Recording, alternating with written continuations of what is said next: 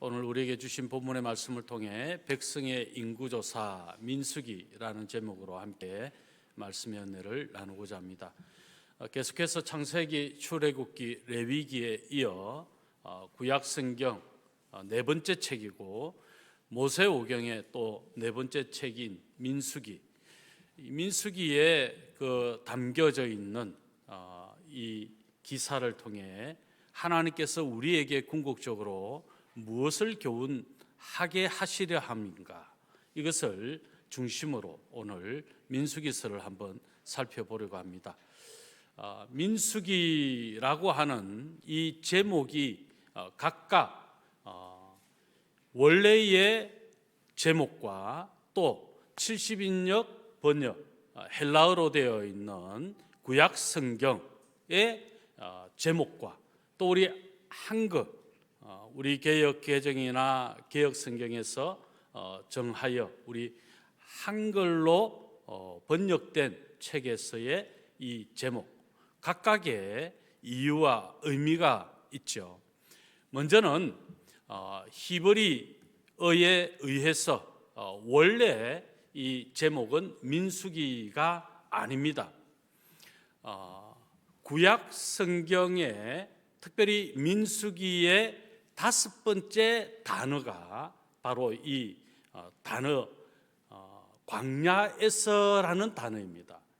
그 제목을 따라서 원래 히브리어 제목은 광야에서라고 하는 단어인데요, 이 단어의 원어는 베미드바르라는 단어입니다. 이게 성경 원어의 순서의 다섯 번째에 해당되는 단어입니다. 이게 상당히 의미가 있는 것은 제가 원어를 한번 읽어드릴게요. 이 구절만 그냥 참고로 하시라고, 외우시라는 소리 안 하겠습니다. 와에다 베르 예후와 엘 모셰 베미드바르 시나이 베 오헬 모에드 베 하드 라우데시 핫쇠나 바샤나 핫쉐니트 레체다 메레치 미츠라임 레모르라고 하는 것이 1절의 원어인데 다섯 번째 단어가 베미드바르라는 단어라는 것이죠. 이 베미드바르라고 하는 단어 광야에서 이 제목이 주는 의미가 있어요.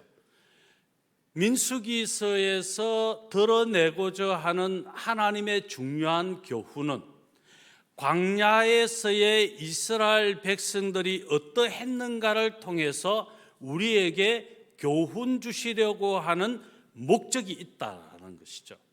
하나님께 불순종하면 어떻게 되고 하나님이 궁극적으로 원하셨던 이스라엘 백성들의 모습은 무엇이다라는 것을 드러내는 것이 이 베미드바르라고 하는 광야에서라는 이 제목을 정한 중요한 의미가 된다는 겁니다.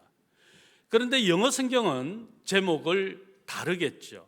Numbers, 이 단어는 로시라고 하는 이 히브리어 원어인데요, 70인 번역 성경은 헬라어로 번역되어 있습니다. 헬라어는 성경을 원어로 이렇게 말합니다. 아리스 모이. 자, 이 말은 수라는 뜻입니다. 숫자. 영어 성경은 이제 실제 두 번의 이스라엘 백성들을 계수한 사건, 그 두 번을 계수한 의미가 뭔가, 이걸 중심으로 이 제목을 삼았다는 것이죠. 첫 번째 이스라엘 백성들을 계수한 것은 어떤 의미였으며 두 번째 이스라엘 백성들을 계수한 것은 어떤 의미였다, 이것을 통해서 우리에게 교훈 주려고 하는 의미가 있다. 우리 한글은 민수기이죠. 백성의 수를 세다라는 뜻입니다.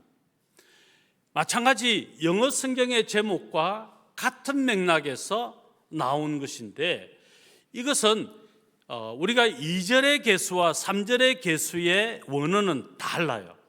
이 3절에서 한글 성경이 이 제목을 취했다라고 볼 수 있는데, 여기에서는 백성을 계수하는 행위, 이것이 조금 더 강조되어졌다라고 하면 앞에 2절에서 이야기하는 이 계수는 숫자, 그 숫자의 중요성, 왜 수가 중요합니까? 조금 이따가 설명 좀 하겠습니다만 이스라엘 백성들의 남자 20세 이상의 수를 계수했어요. 이 계수의 목적은 앞으로 이루어질 전쟁에 나가 싸울 자를 이 계수를 통해서 드러내고 의미하고 있다는 것입니다. 영적인 전쟁, 또 각 민족, 이스라엘 백성들을 거부하는 민족들과 싸울 사람이 이스라엘 남자 중 20세 이상이 몇 명인가 하는 것을 중요점으로 삼았다. 그래서 하나님께서 사용하실, 전쟁에서 사용할 그 남자를 세었다. 그럼 전쟁이라는 것이 상당히 중요한 의미가 있었다는 것이죠. 물론 우리 한글 성경에서도 이야기하고 있는 이 계수, 민수기의 의미도 그렇게 포함이 되지만 여기에서는 저는 조금 더 다른 의미로, 좀 더 넓은 의미로 첫 번째 인구 계수와 두 번째 인구 계수의 의미, 1세대가 어떠했길래 어떻게 되었다. 그러면 이 세대, 다음 세대의 계수를 통해서 앞으로의 전쟁은 어떻게 될 것이다라는 예고를 마치 드러내주는 제목이 민수기라는 겁니다. 자, 민수기라고 하는 이 제목의 의미를 아마 조금 이해가 되실 줄로 믿습니다. 왜 이게 중요하냐면 이것을 통해서 앞으로 이제 첫 번째 우리가 다룰 이제 가나안을 향하여 이스라엘 백성들이 애굽에서 나와서 이제 광야 여정을 맞이하기까지 준비의 과정이 필요했다. 엄격하게 따지면 1장부터 10장까지를 우리가 그렇게 삼을 수 있는데 더 엄격하게 따지면 실제 이스라엘 백성들이 광야를 시작한 때 이것을 계수한 것으로부터 시작해야 된다. 그런 관점에서 1장부터 26장이 두 번째 계수가 나오거든요. 그래서 26장 이전까지를 첫 번째 인구를 세었던, 그래서 이스라엘 백성들의 수를 계수한 사건. 그리고 세 번째로 살펴볼 게 두 번째 인구를 계수한 26장부터 36장까지 인구 계수를 통해서 하나님께서 이제 가나안을 바라보고 정복 전쟁, 이제 전쟁에서 요단 동편을 다 정복하게 하잖아요. 그런 이 정복을 통해서 가나안을 하나님이 주실 것이다. 이것을 바라보게 하는, 이것이 다음 세대, 2세대들의 인구를 계수한 사건에 담겨져 있는 의미이다. 이런 간략한 좀 그림을 그리고 우리가 민수기를 살펴봐야 되겠다 하는 것이죠. 자, 그러면 먼저 출발을 위한 준비의 과정, 민수기에 나타난 이스라엘 백성들이 광야에서 보낸 기간, 즉 가나안 땅에 들어가기 전 모압 평지에 이르기까지의 기간이 38년 9개월 정도 돼요. 왜 이런 기간, 40여 년이나 되는 이 기간을 이스라엘 백성들이 광야 생활을 해야만 했는가? 이게 민수기에서 다루고 있는 아주 중요한 내용이죠. 먼저 준비 과정, 하나님께서 이제 광야로, 그래서 가나안 땅으로 입성하게 하기 위해서 이스라엘 백성들을 준비시키는 과정이 먼저 있었다. 그것은 시내산을 출발해서 약속의 땅 가나안 바로 건너편 모압 평지라고 부르는 곳까지 약 40년 광야에서 있었던 일을 민수기가 기록하고 있다면 1장부터 출발 장면이 기록된 10장 중반까지 내용이 바로 출발을 위한 준비의 과정이다 하는 겁니다. 왜 이 기간이 그렇게 중요합니까? 인구조사를 1장, 2장에서 하잖아요. 첫 번째 인구조사가 1장, 2장에서 인구조사를 한 다음에 하나님께서 어떤 준비를 시키십니까? 이런 내용이죠. 성막을 섬겨야 할 레위 지파의 인구조사와 그들의 임무와 여러 가지 율법, 구체적인 율법을 제시해 줍니다. 그리고 중요한 것은 백성들이 출발 이전에 행했던 가장 중요한 바로 백성의 숫자를 세는 일, 이것이 출발을 위해서 준비되어지는 과정이다. 자, 이 과정이 왜 필요했는가? 이제 인구개수 이후에 이스라엘 백성들이 광야의 생활 가운데서 드러난 여러 가지 사건을 통해 하나님은 오늘 저와 여러분이 사는 광야 같은 인생사에서 하나님이 주시는 교훈을 가지고 이스라엘 백성들, 1세대 백성이 실패했던 과오를 우리가 범하지 아니하고 하나님이 주시는 약속 가나안 땅, 저 천국에 완성된 하나님의 나라를 바라보는 이 믿음으로 우리가 성장하기를 원하시는 하나님의 뜻이 여기에 담겨 있다. 그래서 단순히 민수기서를 구약 모세오경의 네 번째 책, 그리고 이스라엘 백성들이 광야 생활을 하는 여정 정도로 생각하면 안 된다는 거죠. 그런 측면에서 20장에서 보면 출애굽 1세대 대표 인물이라고 하는 아론이 죽음을 맞이하죠. 이것은 하나님 앞에 범죄한 1세대가 하나님의 심판으로 광야에서 모두 죽게 된다라고 하는 예고편과 같은 것이고, 실제 1세대 모든 불평하고 원망하고 하나님을 떠났던 그들이 어떻게 되는가 하는 것을 드러내고 있습니다. 자, 두 번째, 이제 첫 번째 인구조사에 대해서 우리가 한번 살펴볼 텐데요. 민수기라는 제목이 무슨 뜻이라고요? 백성의 수를 센다, 그런 뜻이죠. 자, 민수기 뜻이 뭔지 잘 모르시면 안 됩니다. 백성의 수를 센다, 여기에는 중요한 하나님의 교훈이 있다. 약속의 땅에 들어가려면 전쟁을 해야 했기에 이 전쟁을 잘 준비하기 위해서 20세 이상 남자들의 수를 파악하는 것이다. 자, 오늘 본문 3절의 말씀 우리 같이 한번 읽어봅니다. 이스라엘 중 20세 이상으로 싸움에 나갈 만한 모든 자를 너와 아론은 그 진영별로 계수하되 그랬어요. 여기에 계수하되 팁케투라는 단어를 씁니다. 달라요. 2절에서 계수는 로시라는 단어인데요, 3절에서 계수는 원어가 다르다는 거예요. 자, 민수기 2장 32절에 가면 이 첫 번째 계수의 인원이 몇 명일까요? 퀴즈입니다. 맞추신 분? 예, 60만 3,550명. 정답! 와우! 아니, 그 어려운 걸 어떻게 하셨어요? 예, 2장 32절에 있습니다. 자, 그러면 권사님, 이제 본 질문. 2차 인구 계수의 인원.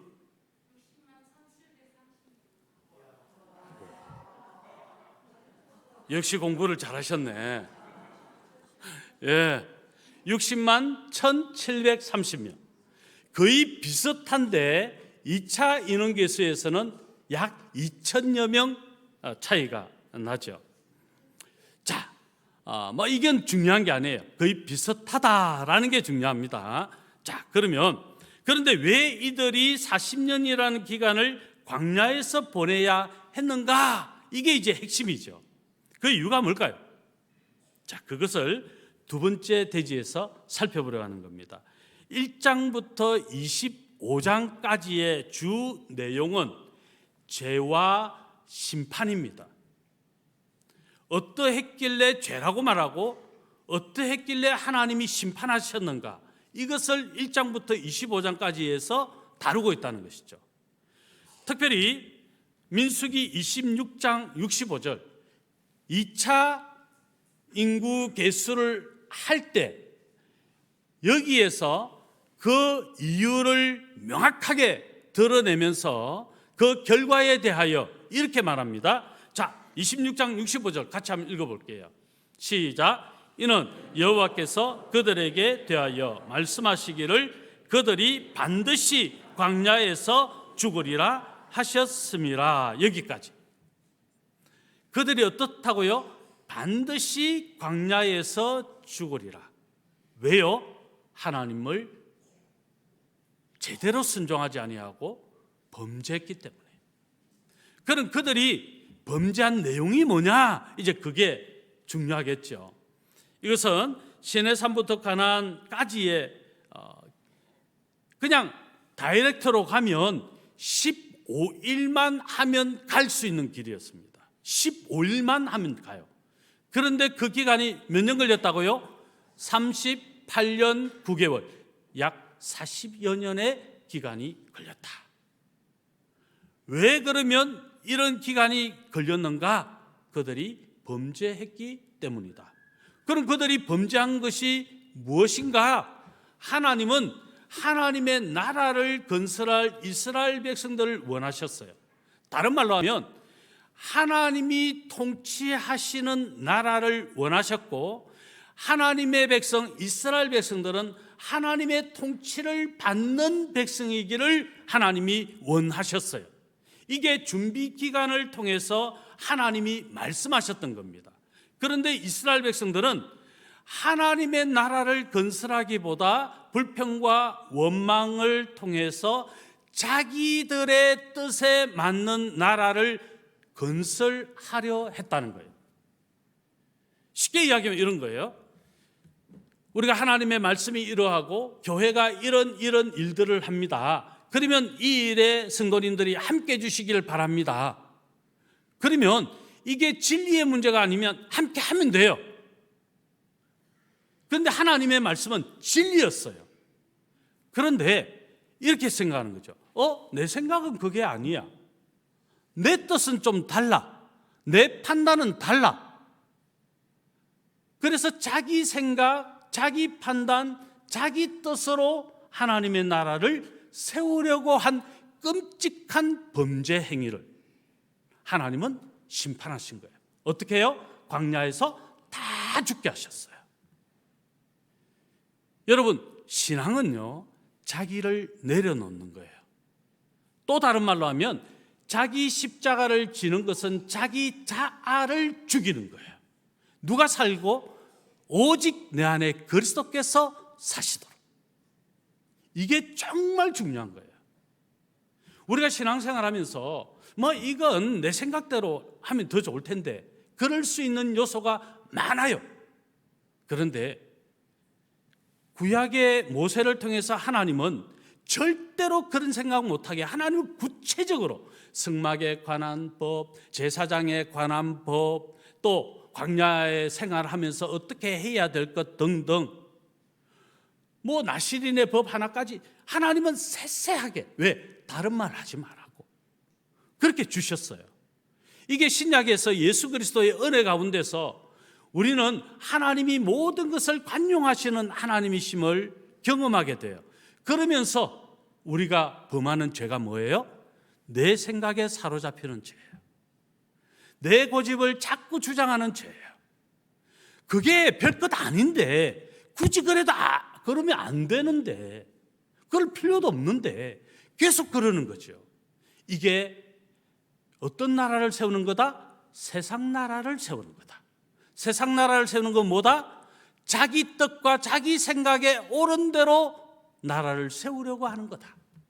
하나님은 그것에 대하여 나의 통치를 받으려 하지 않는 불순종의 죄로 하나님은 간주하셨다는 거예요. 그래서 이스라엘 백성들은 이 불순종의 죄로 광야에서 철저하게 모두 죽게 되는 1세대의 심판을 우리는 교훈 삼아야 된다. 이것이 첫 번째 인구조사를 통해서 우리에게 주시려고 하는 중요한 교훈입니다. 민수기 26장 65절, 그들이 반드시 광야에서 죽으리라. 율법과 성막에 관한, 그리고 이스라엘 백성들을 인도하면서 하나님 불기둥, 구름 기둥으로 그들이 목마르다 그러면 물을 내어 마시게 했고, 그들이 배고파서 먹을 것이 없다고 하면 만나를 먹이셨고, 고기가 없다고 불평하면 메추라기를 먹이셨고, 그들이 원하는 대로 다 해줬는데 이제 그게 입에 너무 익으니까, 식상하니까 우리가 고기 먹었으면 좋겠다고 불평하는 그들, 하나님은 즉각 그들을 심판하실 수도 있지만 고기를 내려주시면서 다시 한 번 더 하나님은 참으시고 또 참으시기까지 하신 그 하나님. 그런데 광야의 여정은 이스라엘 백성들의 불평과 원망으로 모든 시간이 38년 9개월 동안이나 그들이 그것을 지워내는 훈련을 했다는 것이죠. 이 세대가 그것을 눈으로 보고 목격하게 하셨다는 것이죠. 1세대는 모두 광야에서 죽는 심판을 당하고, 하나님 그것을 하신다. 여러분, 교회 일을 하면 너무 자기 생각에 사로잡히지 마세요. 정말 위험합니다. 분위기를 깨고요, 화목을 깨고요, 결국 다툼을 일으키고 분열을 일으켜요. 하나님 그거 너무 싫어하신다는 거예요. 그냥 정말 본질이면 무조건 따라가야 되고, 그 본질이 아니라 하더라도 그것이 질서로 세워지면 순종하는 게 하나님이 우리에게 원하시는 거다. 그런 순종이 우리의 삶이 될 수 있게 바랍니다. 이 불순종의 절정이 어디에 나옵니까? 자, 맞추시는 분. 이스라엘 백성들의 이 광야 40년이 있을 수밖에 없는 사건이죠. 그게 무슨 사건입니까? 그렇죠. 민수기 13장 가데스 바네아 사건이죠. 정탐꾼들을 보내었습니다. 갈렙과 여호수아만이 하나님의 말씀을 의지하고 믿고 순종하는 보고를 합니다. 마지막 10명의 정탐꾼들은 이 땅을 우리가 차지하지 못하리라 그러죠. 자, 이게 어디 나와요? 민수기 13장 31절. 자, 문제 찾으신 분 한번 읽어주세요. 아예 찾을 생각도 없으시네요. 곤란한데. 자, 민수기 13장 31절. 성경을 10독 이상 정도 하면 여기가 그냥 바로 찾아지죠. 자, 31절 같이 한번 읽습니다. 그와 함께 올라갔던 사람들은 이르되 우리는 능히 올라가서 그 백성을 치지 못하리라. 그들은 우리보다 강하니라 하고. 이 말은 하나님은 강하신 분이신데 하나님을 그들보다도 약하신 분으로 만들어버립니다. 어떻게 이런 범죄를 해요? 우리 하나님 얼마나 자존심 상하셨을까? 얼마나 괘씸하셨을까? 하나님이 내가 너희를 주리라, 이 땅을 너희에게 주리라. 그런데 우리는 그 땅을 취하지 못하리라. 우리 그 땅을 우리가 얻을 수 없노라. 그들은 강하고 하나님은 약하시기 때문이다. 이렇게 말하는 것과 똑같은 거잖아요. 얼마나 끔찍한 죄악이에요. 이게 25절로부터 33절까지 나오는 내용이죠. 몇 군데만 제가 읽어드릴게요. 25절입니다. 40일 동안 땅을 정탐하기를 마치고 돌아와. 자, 이렇게 보고합니다. 당신이 우리를 보낸 땅에 간적, 과연 그 땅에 젖과 꿀이 흐르는데 이것은 그 땅의 과일이니이다. 맞다. 정말 기름진 땅이 맞다. 그거는 맞다. 그런데 그 다음, 그러나 그 땅 그 주민은 강하고 성읍은 견고하고 심히 클 뿐 아니라 거기서 아낙 자손을 보았으며 아말렉인은 남방 땅에 거주하고 헷인과 여부스인과 아모리인은 산지에 거주하고 가나안인은 해변과 요단가에 거주하더이다. 그리고 31절에 치지 못하리라 그렇게 말하고 32절입니다. 그 정탐한 땅을 악평하여 이르되 하나님이 주시마 약속하신 약속의 땅을 어떻게 했다고요? 악평했다. 우리가 얻을 수 없는 땅이니까 악평이 나오는 거죠. 하나님 그렇게 하라 하면 되는데 나는 못해. 그게 돼? 전도하십시오. 우리 교회 부흥합니다 하면 돼. 그럼 전도하면 되는데 이 시대가 무슨 전도하는 시대야. 그거 안 하는 거예요. 그거 악평하는 거예요. 자, 이렇게 또 성경 말합니다.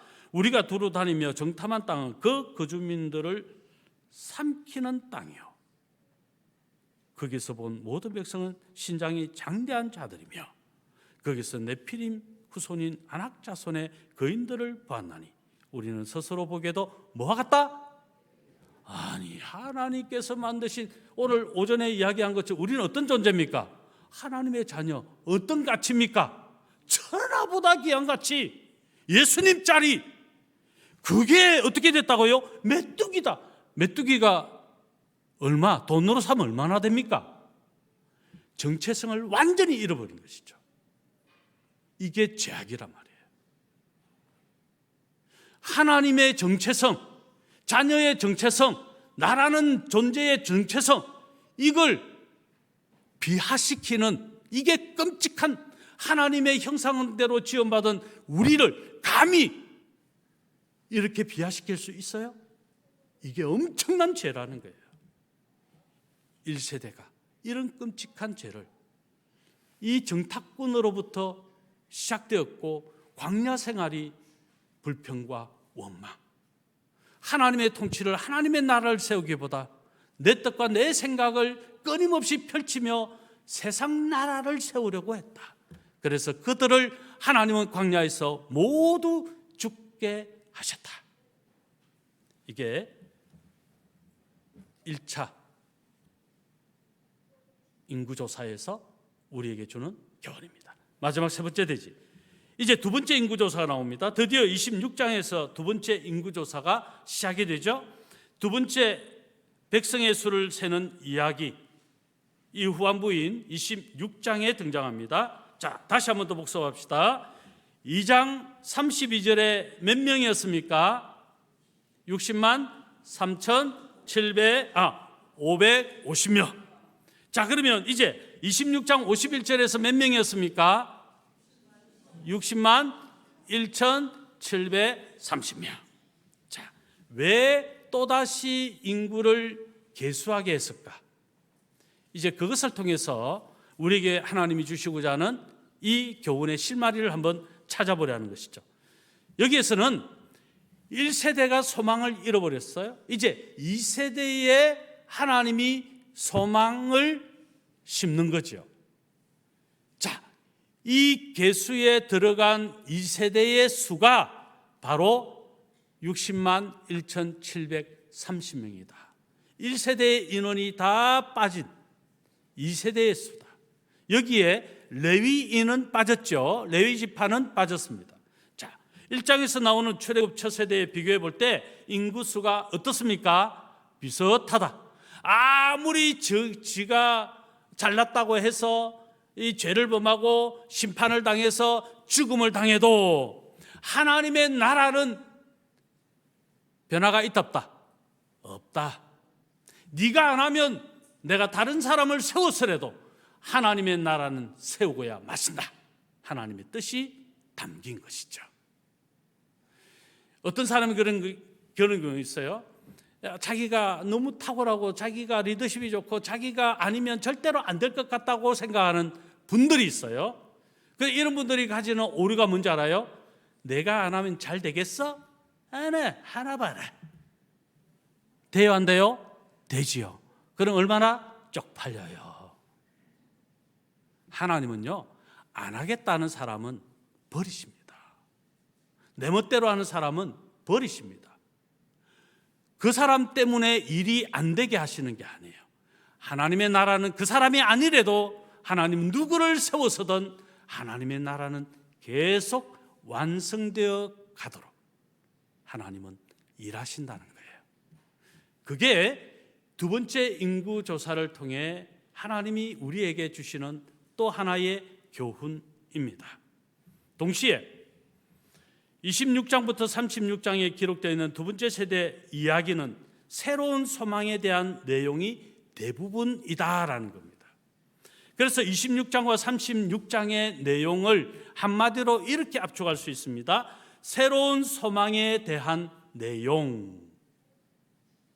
하나님은 1세대가 하나님을 향한 믿음을 잃어버렸다면 하나님은 또 다른 세대를 통하여 하나님을 믿고 승리하는 세대가 되도록 하시겠다.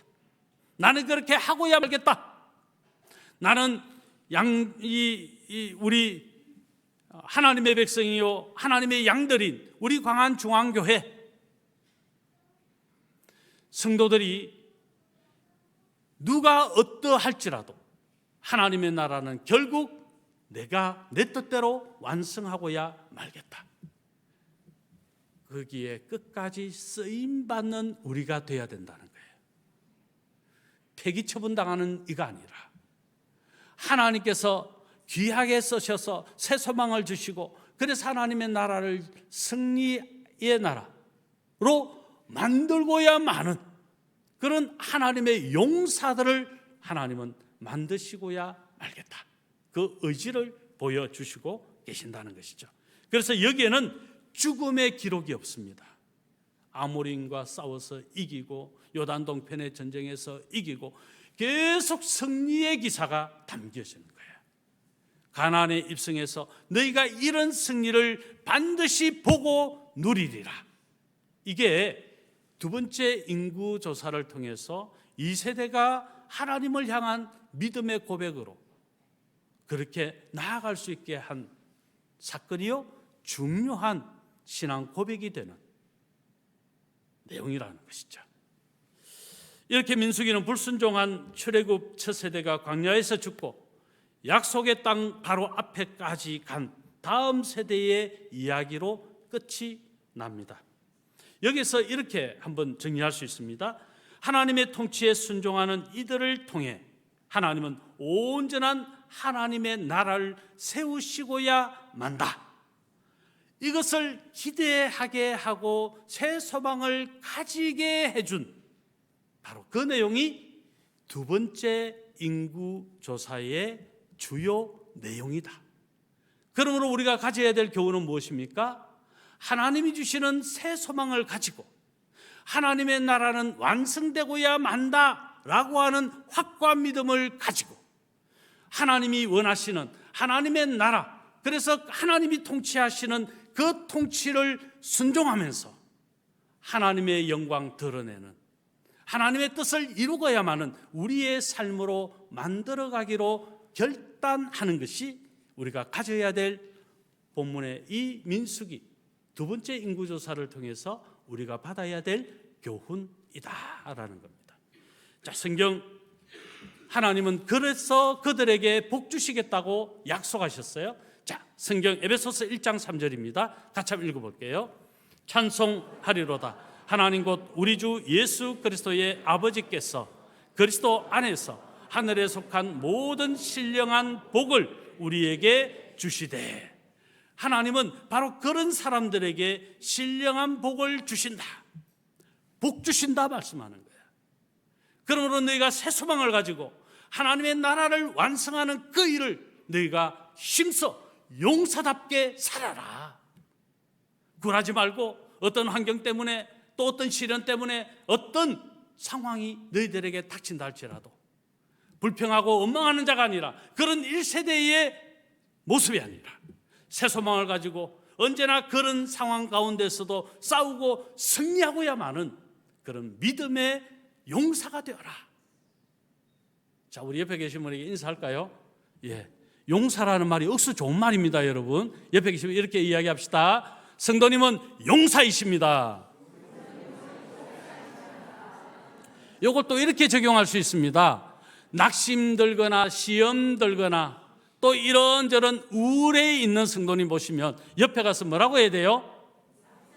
당신은 용사이십니다. 성령의 검을 가지고 믿음의 방패를 가지고 전신갑주를 입고 있는 당신은 용사이십니다. 예. 용사 맞습니까? 예. 그리고 우리를 지으신 목적을 또 에베소서에서 이렇게 밝히잖아요. 2장 10절입니다. 같이 읽겠습니다. 우리는 그가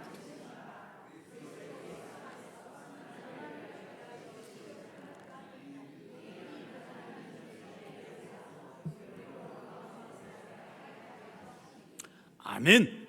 그리스도 예수 안에서 선한 일을 위하여 지으심을 받은 자. 우리가 지음받은 목적이 뭐라고요? 예, 선한 일을 하게 하기 위해서. 그럼 여기에서 선한 일을 우리는 어떻게 적용해야 합니까? 민수기와 연결해서 이 선한 일은 어떻게 연결해야 합니까? 어떤 경우에도 하나님의 통치를 받고 하나님의 말씀에 순종하며 하나님이 이루시고자 하는 하나님의 나라 완성을 위하여 쓰임 받는 그것이 바로 선한 일이다. 그런 우리 모두가 되어질 수 있기를 바랍니다. 그러기 위해서 여러분 배워야 돼요. 말씀을 가까이 해야 돼요. 2부 때는 제가 말씀을 못 드렸는데 1부 때는 말씀을 드렸어요. 예수 동행 제자 훈련. 아니 그렇게 이야기했는데 12분이 나오셔야 되는데 9분밖에 아직까지. 저는 오후 예배 정도 되면 오늘 자 다 모이세요, 시험을 쳐야 되겠습니다, 그럴 줄 알았어요. 그런데 오후 예배 때까지 인원 미달이에요. 이 폐강을 해야 됩니까? 제가 지금 심각한 스트레스를 받고 있습니다. 와, 담임 목사가 이렇게 인기가 없을 수 있나? 여러분 좀 지원하십시오. 예, 하실 줄로 믿습니다. 부부 환영입니다. 예, 꼭 하십시오. 예, 좋은 말 할 때 하십시오. 예, 우리 교리대학이 가장 인기가 있네요. 예, 교리대학이 10명, 우리는 9명. 다음에 바이블키. 여러분 바이블키 5분. 어성경이 읽어지네. 어른반 7명, 또 어린이반 6명. 예, 아직 기회가 많다. 이제 그거 강구하려는 거죠. 배움에 열심히 하십시오, 여러분. 예, 좀 사모함으로 좀 참여하십시오. 예. 말씀 읽겠습니다. 하나님의 나라. 하나님의 나라. 예. 저하고 억수 친한 척해서 하면서 정작 지원은 절대 안 해. 야, 이거 진짜 친한 거 맞나? 배움에 열심히 하십시오. 예. 이게 용사로 만들어지는 과정이기 때문에 그래요. 하나님 말씀을 모르면 어떻게 순종해요? 하나님의 말씀을 모르면 어떻게 하나님의 통치를 받아요? 알아야 하나님의 말씀에 순종하고 하나님의 통치를 받고 하나님의 나라를 완성할 수 있죠. 예, 원고에 없는 이야기를 좀 했습니다. 예, 마치겠습니다.